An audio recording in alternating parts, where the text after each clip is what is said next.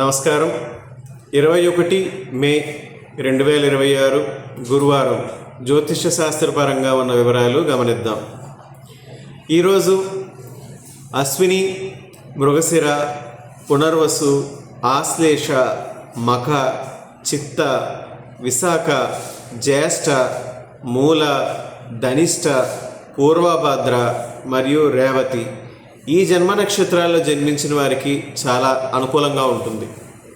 వారు ఏ నిర్ణయమైనా ముఖ్యమైన నిర్ణయాలు తీసుకోవచ్చు. ఈరోజు ఒక యోగవంతమైన రోజు కూడా నేను వీడియో చివరిలో చెప్తాను. అది భరణి, కృత్తిక, రోహిణి, ఆరుద్ర, పుష్యమి, పుబ్బ, ఉత్తర, హస్త, స్వాతి, అనురాధ, పూర్వాషాఢ, ఉత్తరాషాఢ, శ్రవణం, శతభిషం మరియు ఉత్తరాభాద్ర ఈ జన్మ నక్షత్రాల్లో జన్మించిన వారికి ఈరోజు అనుకూలమైన రోజు కాదు.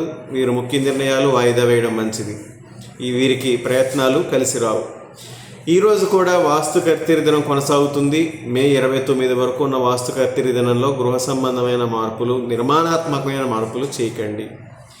ఈరోజు జన్మించే నవజాత శిశువుల జాతకంలో కూడా కాలసర్ప దోషం ఉంది. రాహుకేతు గ్రహ శాంతి అనంతరమే వారికి నామకరణ చేయండి. ఈరోజు జన్మించిన శిశువుల విషయంలో ఈరోజు రేపు కూడా ఆశ్లేష నక్షత్ర జాతకులు, కర్కాటక రాశికి చెందిన ఆశ్లేష నక్షత్ర జాతకులు మానసికంగా కొంచెం ఇబ్బందులను ఎదుర్కొంటారు. ముఖ్యంగా యువత తమ కెరియర్ పరంగా మానసిక పరమైన ఇబ్బందులను ఎదుర్కొనే పరిస్థితులు ఉన్నాయి.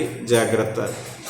ఇక ఈరోజు జ్యోతిష్యపరంగా ఒక విశిష్టమైన విషయం ఏంటంటే, ఇవాళ గురువారము పుష్యమి నక్షత్రం కలిసి ఒకే రోజు రావడాన్ని గురు పుష్య యోగం అని అంటాం. ఇది పంచాంగంలో ఉన్నటువంటి 28 మహాయోగాల్లో ఒక యోగం, గురు పుష్య యోగం. ఇది అత్యంత శ్రేష్టమైంది. ఈరోజు నేను ఎవరికైతే అనుకూలంగా ఉన్నాయి అని ఇంతకుముందు చెప్పానో ఆ నక్షత్రాలందరూ కూడా ఈరోజు ఆ నక్షత్రాల్లో జన్మించిన జాతకులు నూతన ప్రణాళికలు రచించుకోవడానికి, స్థిరాస్తి సంబంధమైన అగ్రిమెంట్లు కుదుర్చుకోవడానికి, లేదా దూర ప్రాంత ప్రయాణాలు, విదేశీ ప్రయత్నాలు చేయడానికి, పోటీ పరీక్షలకు లేదా ఉద్యోగాలకు దరఖాస్తు చేయడానికి, మతపరమైన దీక్షలు తీసుకోవడానికి ఈరోజు చాలా అనుకూలంగా ఉంటుంది. ఈ అనుకూలంగా పేర్కొన్న రోజు ఎవరైతే చెప్పానో వాళ్ళల్లో మూల మరియు ధనిష్ట ఈ జన్మ నక్షత్రాల్లో జన్మించిన వాళ్ళకి ఈరోజు గురుపుష్య యోగం చాలా ఉపయుక్తంగా ఉంటుంది.